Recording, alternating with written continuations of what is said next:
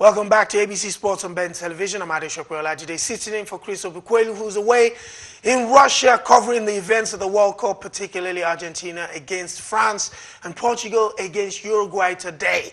Well, joining me in the studio to discuss another type of sports on ABC Sports is a professional boxer via the UK and Nigeria known as Derrick Osaze, a.k.a. Delboy.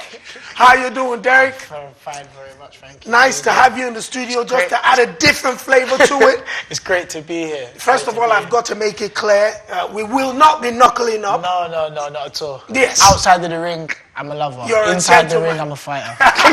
Let's talk about it, Derrick. Yeah. Like I said, just a couple of minutes when you came in, born and raised in the United Kingdom via South. Of course, your name already tells us that you're carrying the flag, which is the green, white, green. Tell me about your background, and then let's talk about boxing. So background, like you said, born and raised in London, out of Peckham. That's where I grew up. I went to school. I shortly moved to another part of South East London called Thamesley. So I'm number 5 out of 6 siblings. I'm the second to youngest. So, so my parents have been here for a while. The eldest 2 were born in Nigeria, and the last 4 of us were born in the UK. But I'm very much intact with my background because I've been to Nigeria a lot of times. I love it out there. So definitely when I finish my career, I want to go and settle out there for a little bit. So chill out there. Now, speaking about being one of 6. Did you say? Was that one of the reasons you kind of picked up the talent? You know, because you had to definitely do something to be noticed. Do you know what? Funny enough, actually, with it being coming from a big family, I think you're able to embrace difference amongst your siblings a lot more. So I think that encourages us to just be ourselves and basically chase our own dreams and ambitions of what we wanted to do. Absolutely. So I was probably one of the sporty ones in the family, and I always played football, was interested in football, I used to coach.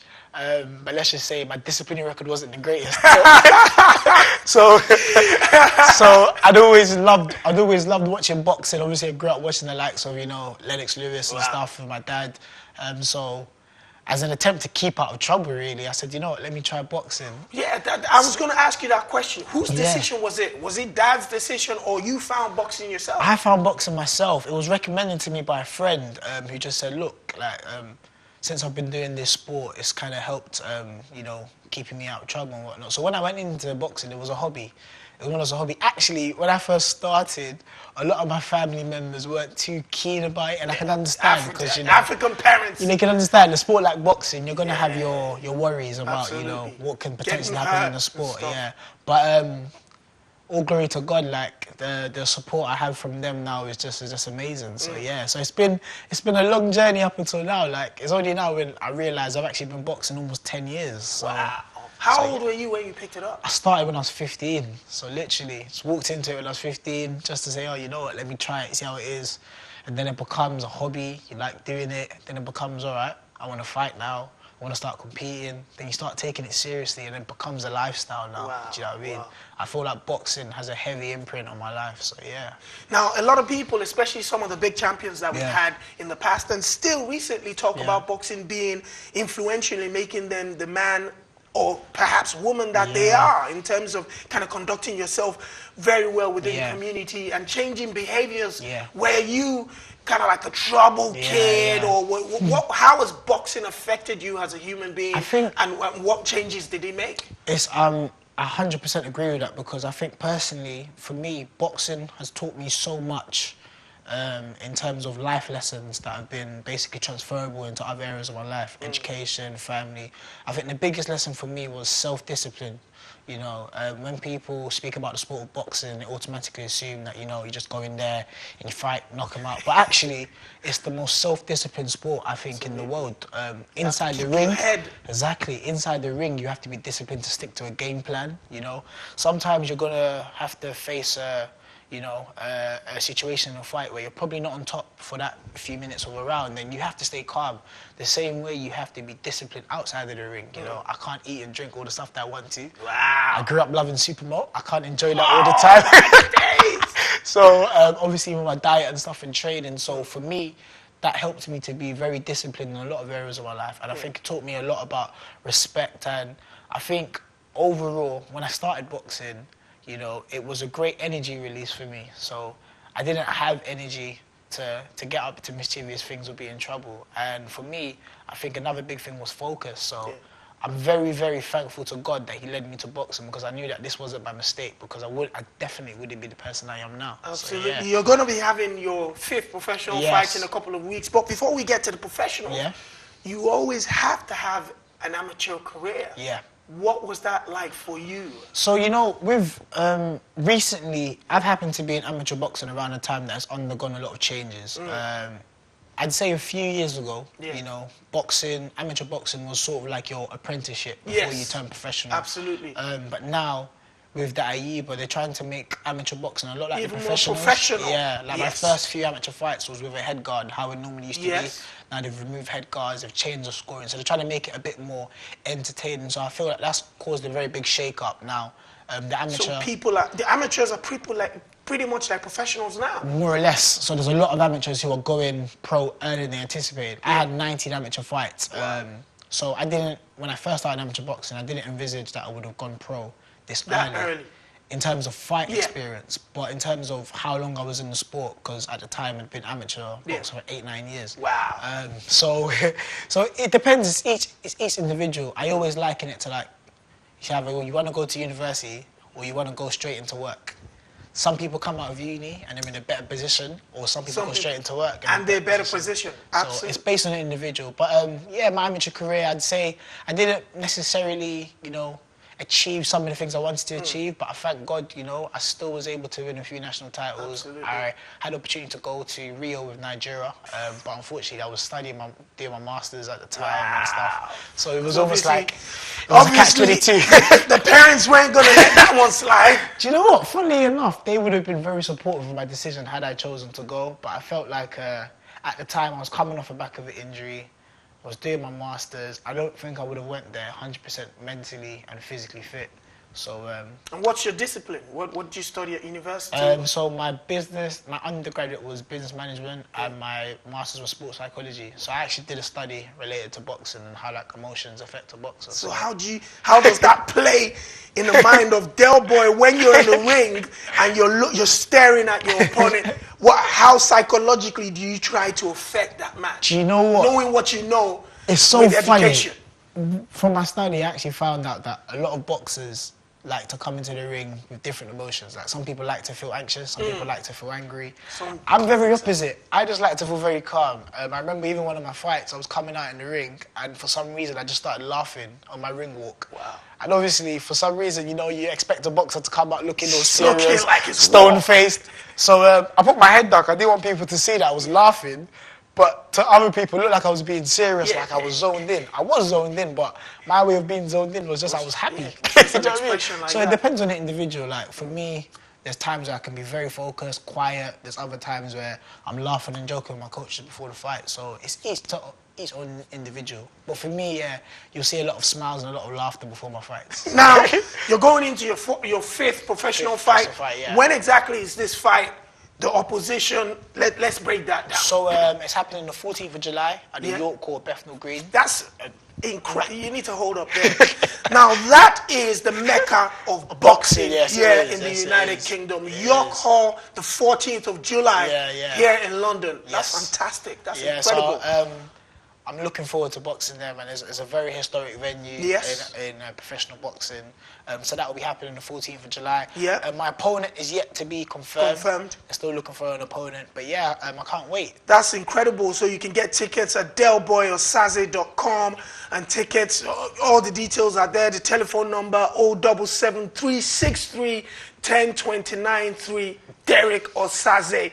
Delboyosaze.com to get the tickets. Now, fighting at York Hall, regardless of whether the opponent has been confirmed or not, the venue in itself is almost like an opposition because of the history that comes with it. The minute you knew you were going to be going into the ring at the York Hall, what kind of emotions does that bring? It was just excitement and just happiness because I was actually meant to be boxing a show there in May.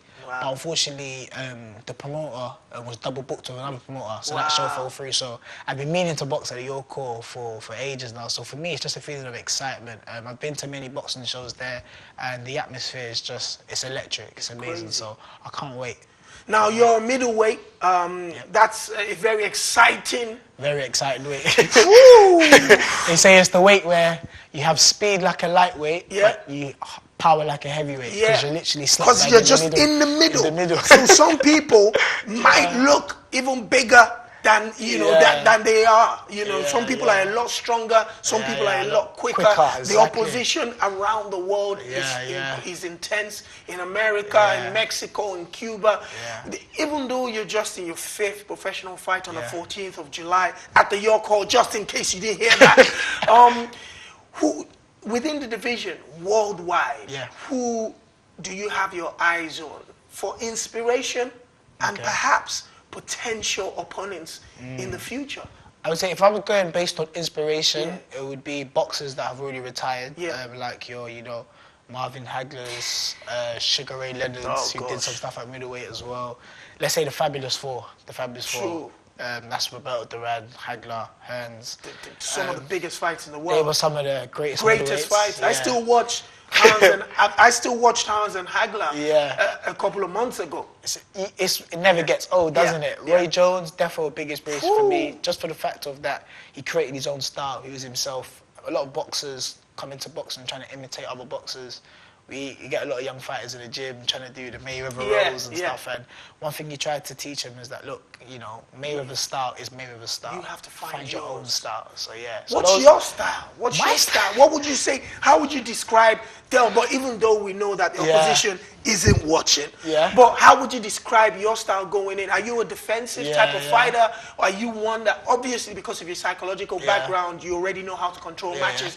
But really, how would anybody watching a Delboy style describe it as being? Do you know what's so funny? Okay, people would describe it differently watching me, but I'll go based on what I would say, and I always answer the question that I'm an adaptive boxer. I adapt to what's in front of me. So because I feel like you have some things, some elements of your game that you do better than other elements. But for me, I adapt to what's in front of me. If there's a fight where I need to box, be a bit clever, box on the back foot, throw fast combinations, then I will. If there's a fight where I need to put pressure on and actually get a little bit down and dirty, put on the power shots, then I will. So I like to think that I adapt to what's in front of me. But I've been told apparently I've the uppercut king or so. It is my favourite punch. And so I'm a pressure fighter, controlled pressure fighter. But for me, I adapt to what's in front of me. So you're never going to see one Delboy. What you said there in terms of being the uppercut king is probably what's going to make a lot of people come and check you out on the 14th of July at York Hall. Because in boxing, a lot of the fans that are coming towards the sport now are actually fight fans. Yeah, they are. So they just want to see some incredible knockout or some fantastic punches and stuff like that. So, going into York Hall, again, that's the flyer there. How do you prepare for the next 2 weeks, especially without an opponent confirmed for the 14th of July? So I think very much at this stage of career, I like the fact that obviously my opponents and myself are quite under the radar, because I personally leave all the analysis of my opponents to my coach. That's not my job. I'm not bothered about who I'm fighting, what their record is, because really and truthfully, my coach and my manager will sit down based on my ability, how I'm progressing. They decide my opponent. All my coach needs to do, once he's done his homework, he needs to tell me, look, this is how we're fighting. You do this, you do this. He doesn't need to tell me, oh, your opponent does this, your opponent does that. I'm placing the focus on him. The focus shouldn't be on my opponent. It should be on what I do. So let's say, for instance, if my coach noticed that my opponent is open to right hands, he's not going to say, hey, watch out for his right hand. He's going to say, when he throws a right hand, you throw a left hook. So that's how it should be. So I feel like boxers today focus on their opponent too much, but I'll just about fight anybody. I'm not bothered. So I train the same way. Delboy Osaze would fight anybody, and you're fighting again on the 14th of July 2018 at the York Hall. Get your tickets at this website, delboyosaze.com. The telephone number is there. It's going to be an absolutely amazing night. I've been to the York Hall before, especially supporting a Nigerian, and I'm super excited to be going there again on the 14th of July to watch you fight. It's been an absolute pleasure meeting you in the flesh. The stats and the information definitely says nothing compared to hearing it come from you yourself. And we're very proud of what you're doing. And we can't wait to see you win titles going forward. But the 14th is the day we need to go and check out. So thank you very much for coming into the building, my brother. Thank you very much. I appreciate it, man. It's been a fantastic show at ABC Sports here on Ben Television. Chris Obikwelu out there in Russia making sure we get the results next week. And of course, Uche and the team behind the cameras making sure that you see us well here. It's Adesope Olajide sitting in. Next time, we'll be catching you talking more sports, so keep it right here on Ben Television. Bye for now.